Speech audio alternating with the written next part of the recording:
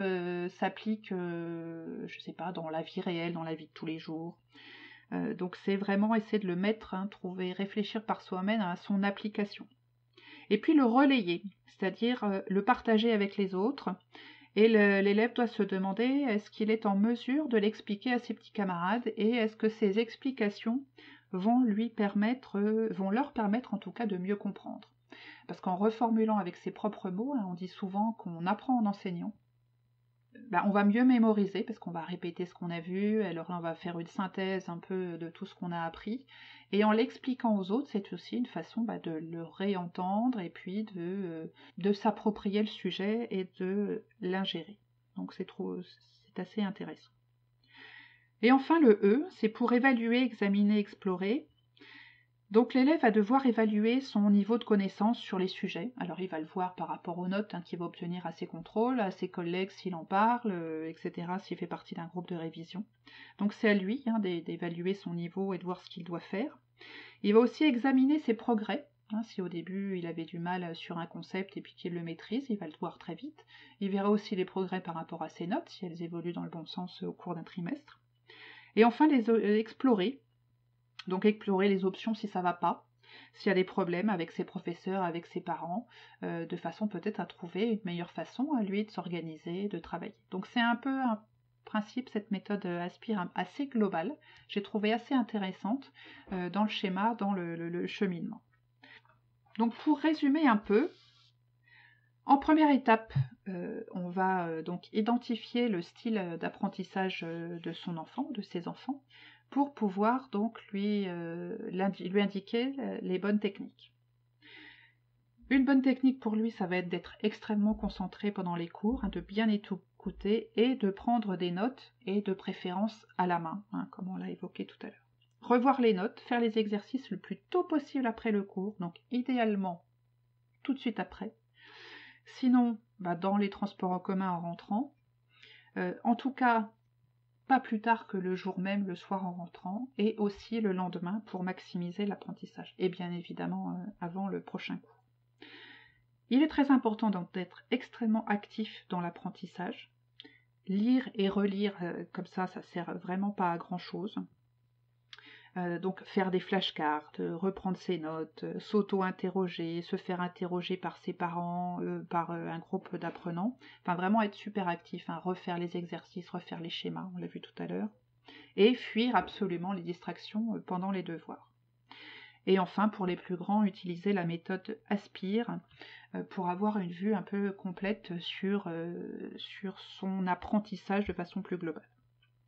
Alors je vais finir quand même, et toujours à l'adresse de nos étudiants, par une petite astuce supplémentaire, une petite astuce technique qui va surtout concerner ceux qui utilisent des fichiers informatiques, hein, qui vont plutôt mettre leurs cours tous sur informatique, leurs projets, les PowerPoint que les professeurs leur auront éventuellement donnés, ou alors ceux qui photographient leurs cours aussi, hein, pour avoir un support informatique qu'ils vont pouvoir trimballer un petit peu partout. N'oubliez surtout pas vos backups. Hein. J'ai eu la petite expérience assez récemment de la petite amie de mon fils Sandrine qui s'est fait voler son PC avec une grande partie de ses cours dedans et tout n'était pas sauvegardé. Et quand on arrive en fin de semestre et en ayant perdu une grande partie de ses cours et qu'il faut tout récupérer à droite à gauche, c'est une vraie galère. Donc pensez à vos backups. Alors de préférence des backups automatiques vers une application sur le cloud. Parce qu'on a beau avoir des disques durs externes, ça reste de la technique, ça peut aussi cracher, on peut les perdre, on peut se les faire voler. Alors comme d'habitude, je vais vous recommander de tout sauvegarder sur Evernote. Hein, vous savez que c'est mon application fétiche. Et pour faire tout ça, vous allez utiliser la fonction importer. Donc c'est dans l'onglet outils, importer des dossiers. C'est super simple, là vous allez sélectionner le répertoire où vous allez mettre absolument tous vos cours, dans lequel il y aura peut-être des sous-répertoires par matière. Donc vous allez sélectionner ce premier répertoire, hein, celui où il y a vraiment absolument tout, et puis vous allez le prendre pour faire importer les dossiers.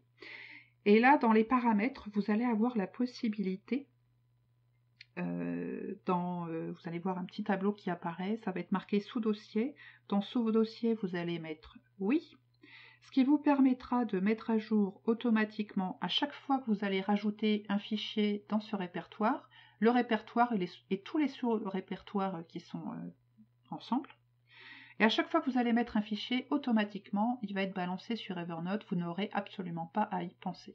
Alors moi, je l'utilise, cette fonction sauvegarder dossier, pour un certain nombre de choses, qui ne sont pas scolaires, évidemment, parce que je ne suis pas à l'école, mais j'ai pensé que cette astuce pouvait franchement être super importante pour faire un backup automatique des cours de vos enfants.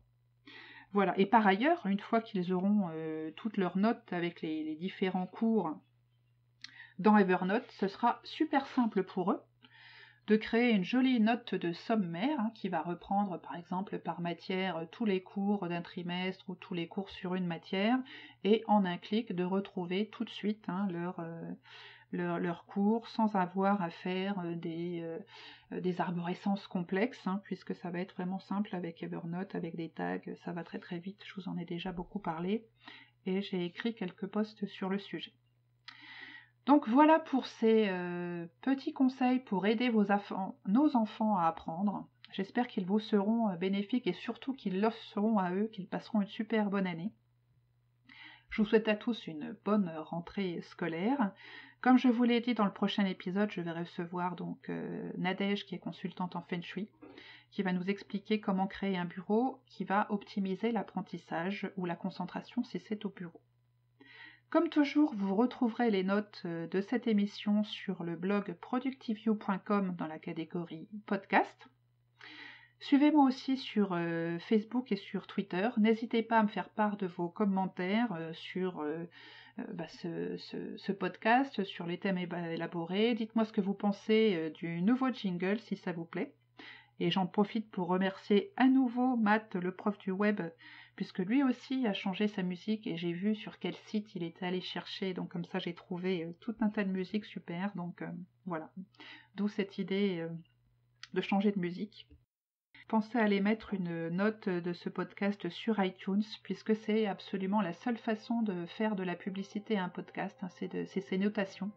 Ce qui permet ainsi à ce que d'autres, en faisant les recherches, nous trouvent plus facilement. Donc les bons conseils, c'est bien de les partager aussi avec d'autres.